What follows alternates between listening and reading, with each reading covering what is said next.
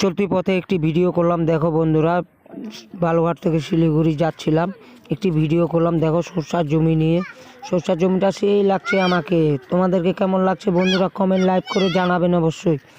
দেখো সরষার জমিতে কত সুন্দর মানুষজন রয়েছে। ভিডিওটা ভালো লাগলে কমেন্ট লাইক করে শেয়ার করে জানাবেন বন্ধুরা। দেখো ভিডিওটা কত সুন্দর লাগছে, ফুলের গাছটা সেই বিউটিফুল লাগছে আমাকে।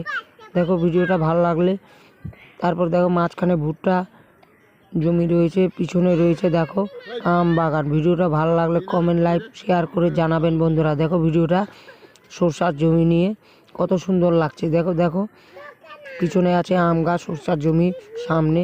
ভিডিওটা ভালো লাগলে কমেন্ট লাইক শেয়ার করে জানাবেন। দেখো বন্ধুরা, ভিডিওটা না দেখলে বুঝতে পারবে না, ভিডিওটা অবশ্যই ভালো লাগবে। দেখো সরষার জমি নিয়ে চলতি পথে একটি ভিডিও করা আছে। ভিডিওটা ভালো লাগলে কমেন্ট লাইক শেয়ার করে জানাবেন বন্ধুরা।